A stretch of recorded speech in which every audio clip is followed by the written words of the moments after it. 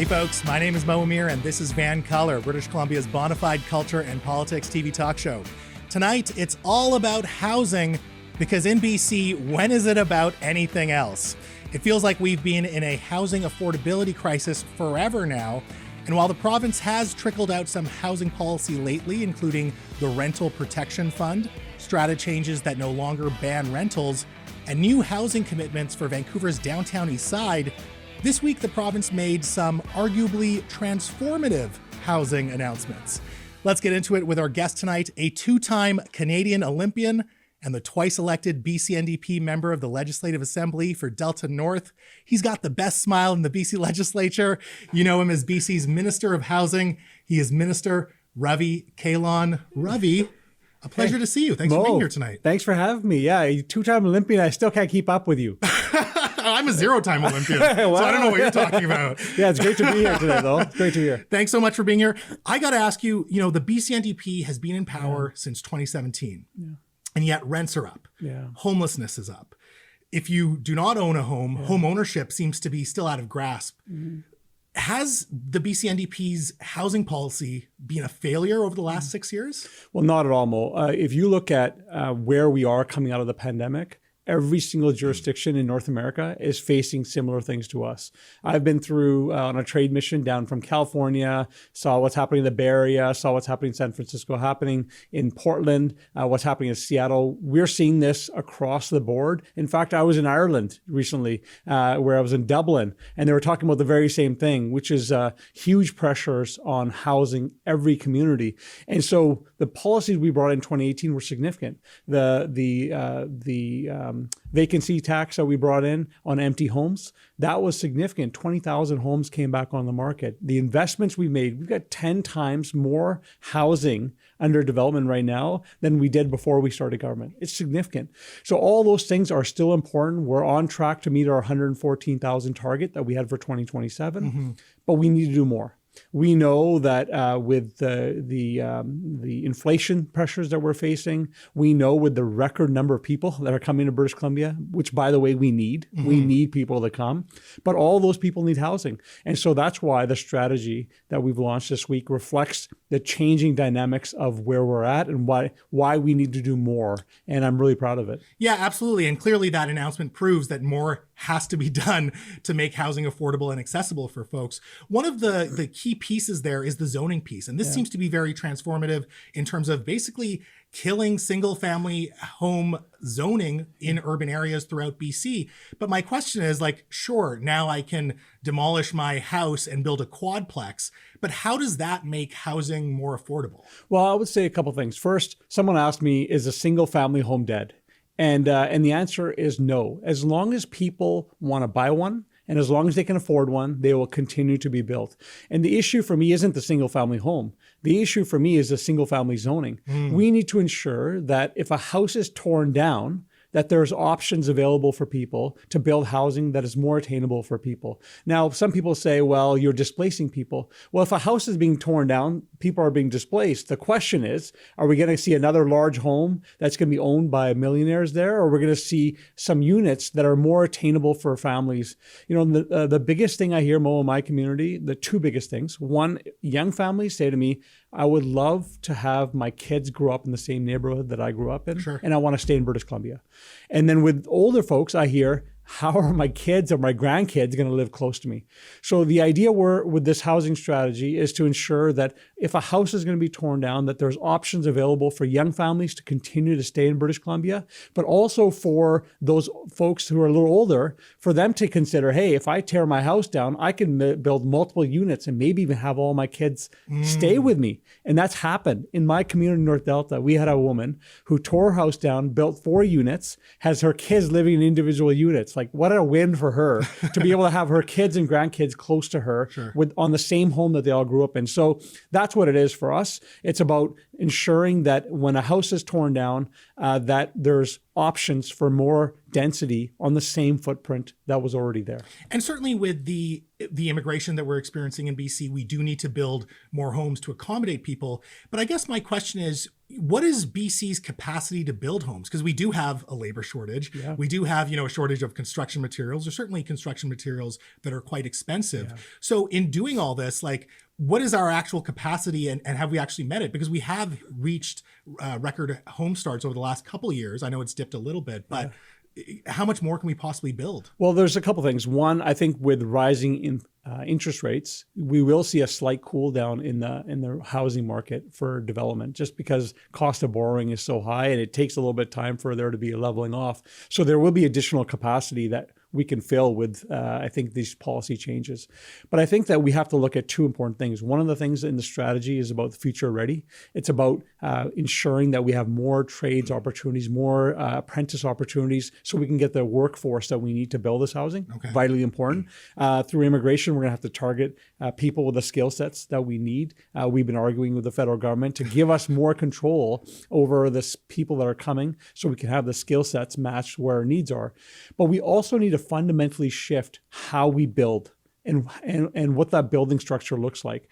And I think we're going to see a major shift coming. It's already happening around prefabrication, units being developed and built offsite, manufactured offsite, and built on site like Lego. Mm-hmm. They get built faster. There's less noise in neighborhoods. There's less disruption to local businesses, and you need less people to build them. And that's why the mass timber piece is so huge for me. Yes, it's sustainable. Yes, it's about forestry in British Columbia. Yes, it's about having good paying jobs here and getting the most value from our timber.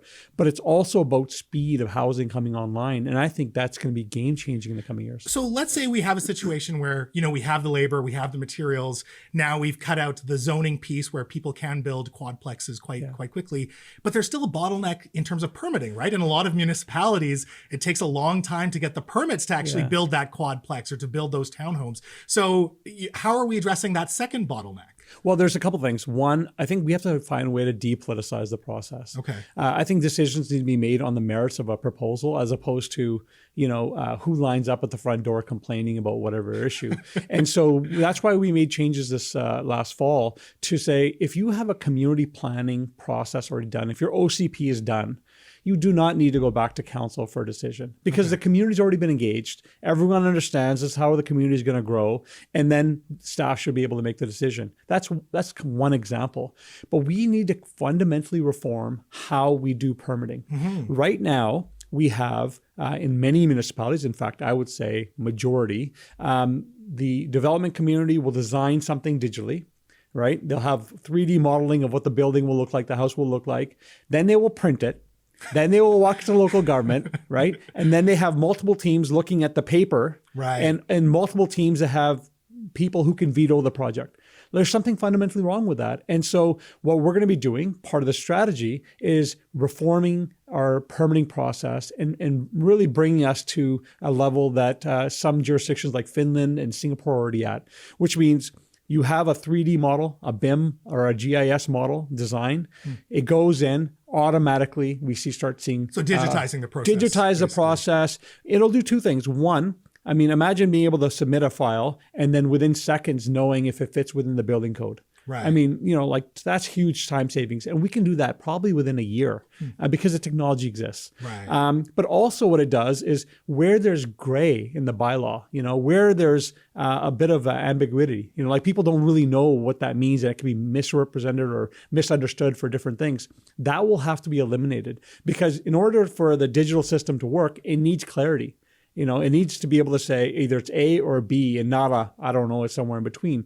And so I think part of the digital reform will force us, local governments, the province, to put more clarity into our rules, which means the system will move much faster. And so I think the digital reform piece is exciting, and I can't wait to get to work. Now, this all sounds great, but has the government basically given up on demand side measures? One in particular that I'm thinking of is AirBNB. If you want to put supply into the market in Victoria, in Vancouver, why don't we take out these Airbnb units and have them available in the rental market or even in the sale market? Well, it's in the strategy. We are going to be taking action on short-term rentals. I have rented through short-term rentals. I have, and I know that a lot of people do because sometimes it's convenient. But when you step back and you look at what's happening in communities where people are buying, not even people, companies are buying multiple homes, and often they're empty for at least half the month. And that's displacing people in communities. That's happening in communities everywhere. I have actually tourism-dependent communities come to me and say, hey, you know what? We were all in favor of it before, but now we don't have a place for our workers to live. Like, we can't even support the local tourism operations because people have nowhere to live. So we need to take action. And part of the strategy is to take action on that. And there'll be more on that this fall. So yes or no, the government will be incentivizing these AirBNB short-term rental units back into the rental market? We will be taking action to have more AirBNB or short-term rentals come back into the housing market. Awesome. Your government, a couple of years ago, had some memorandums with the cities of Victoria and Vancouver, basically saying that when it came to tent encampments, you would provide shelter spaces and basically alternatives for people in those encampments, the unhoused people, to go and to have. And yet, I think at the time people thought, okay, these tent cities are coming down, these encampments are coming down. But particularly in Vancouver, we're still seeing tent cities in the downtown east side and in Crab Park. So why do they still exist? I thought your government solved this issue. Well, I wish it was as easy as flipping a switch and solving the challenge. The Canadian Human Rights Commission wrote a report about de-encampment and encampments. They didn't write it for Vancouver. They wrote it because it's a challenge that's happening across the country, in fact, across North America. And so what we've been doing is we launched a strategy last week with Mayor Sims, and we haven't really waited for the strategy. We've been doing the work actually before that. If you look at Hastings Street, for example, we had a couple hundred people on Hastings Street at one point that were in tents. We have found housing for 90 people. So we've already housed 90 people. The structures are dramatically down. We're about 70 people that are still on Hastings Street that have suggested that they need housing. And we have about 30 people who won't talk to anybody about anything. Right. And so we have been taking action. And right now, in fact, we have enough shelter space for those 70 people. And it's our view that the encampments as they are right now are not safe. They're not safe. There's fires. Sure. There's an increase in violence. There was a report done by a not-for-profit that interviewed 50 women. All 50 of them reported to be sexually assaulted. Wow. It is not safe. And so we've been urging those individuals to come into the shelters. We move folks into shelters. We do an assessment of them, and then we move them into different housing, whether it's supportive housing, whether that's SRO units or whatever. We also have 330 units coming by the end of June. And so we have about 100 people, 70 looking for housing on Hastings. We got about 20 people in Crab Park. We have enough shelter capacity right now for those folks. And we continue to build more housing in Vancouver, looking for more opportunities. So the strategy is actually working, but it just takes time to move people off out of encampments. So I remember chatting with now Premier David Eby and also with former Vancouver Mayor Kennedy Stewart. And they said that one of the problems is that some of these shelter spaces are just uninhabitable. In the summer, it gets really hot, or there's issues with cleanliness or, access to certain facilities. And so what guarantee do these folks have that they will have, clean, livable environments? Because I don't think most British Columbians want to just kick people out with nowhere to go, but where they go should be somewhat hospitable, right? Well, this is a challenge of why we didn't move in on encampments right away. And certainly it was a challenge publicly not to do so. The reason why is because you want to make sure that there's the level of housing that is dignified for people. And so we've had in the last few months the ability to scale up. We've been renovating SRO spaces to create additional capacity. We have bought motels to be able to put people into. All those things were in an effort to get to where we are now, which is enough shelter capacity for those on Hastings, moving people in the shelters into SROs. We have modulars coming online. And so we've got a line of sight on more,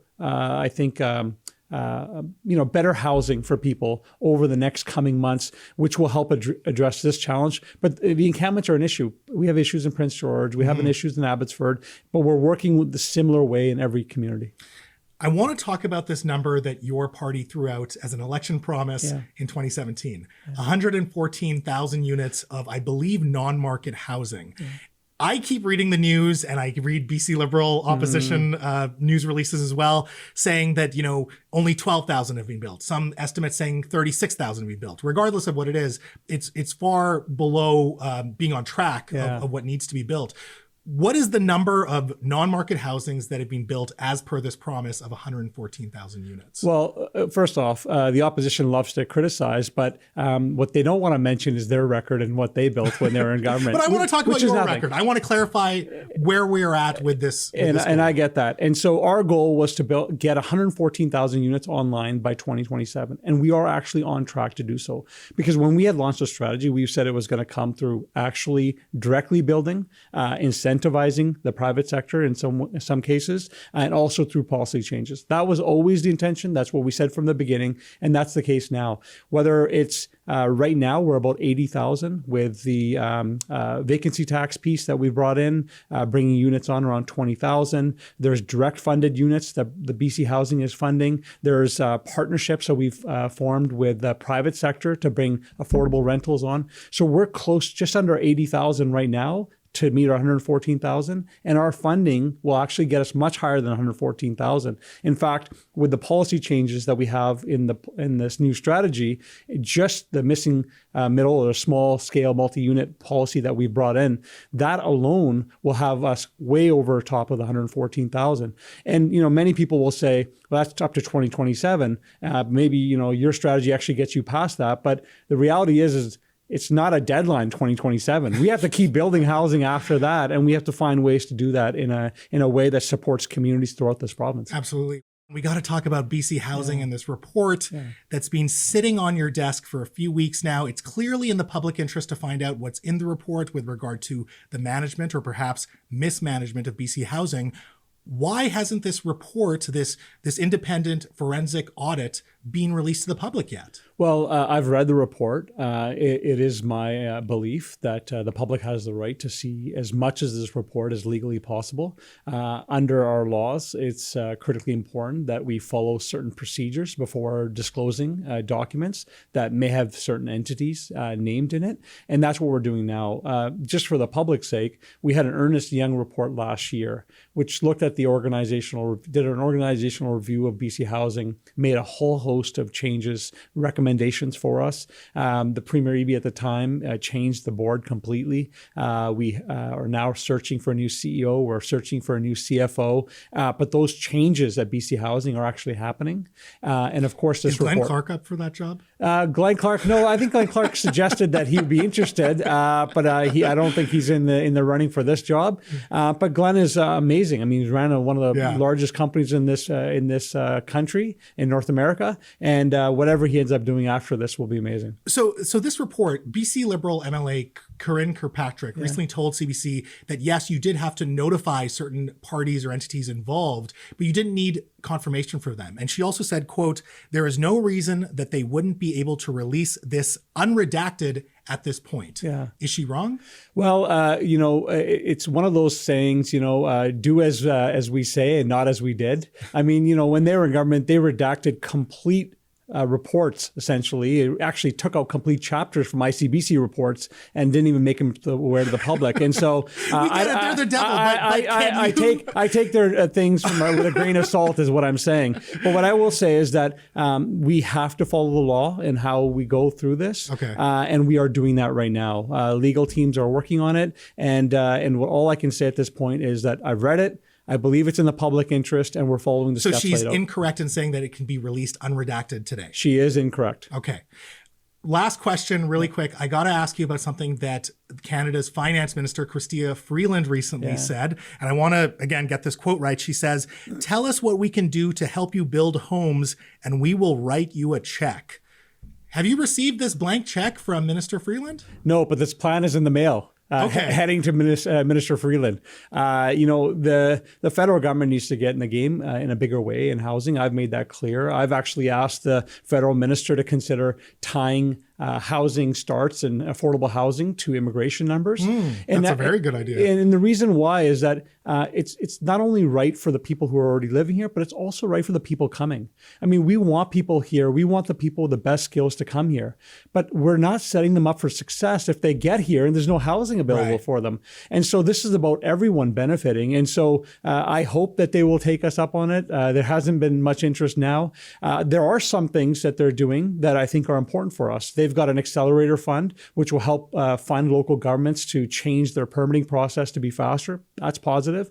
But the dollars needed to build the housing are just not there. And when it comes to Indigenous housing, definitely not there. We're building more housing on Indigenous on reserve than the federal government. And it's supposed to be their responsibility. And so really quickly, I'm reading between the lines, you were quite disappointed with the recent federal budget, at least when it comes to the housing. I was hoping for more, actually. I was expecting more. It's one of the top issues for people across the country. My counterparts across the country are telling me it's the number one issue in Ontario, Quebec, Manitoba, Nova Scotia, every province. This is the number one issue.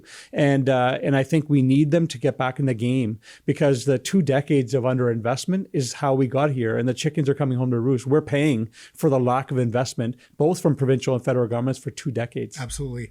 Ravi, this was a pleasure. You've given us a lot to chew on. I'm sure there'll be a lot of responses to some of your answers. Thank you so much for your time tonight. Yeah, thanks for having me. Appreciate it. Absolutely. Yeah. Folks, that's it for tonight's show. I don't think you've seen the last of our featured guest tonight. He is, of course, BC's Housing Minister, Minister Ravi Kahlon. Now, if you're looking for more This is VANCOLOUR, including full episodes and bonus content, find us on Apple Podcasts, Spotify, Check Media's YouTube channel, and the Check Plus app. But for now, this is VANCOLOUR, and I'm Mo Amir, telling you that in a province where you can be anything, be colorful. Peace.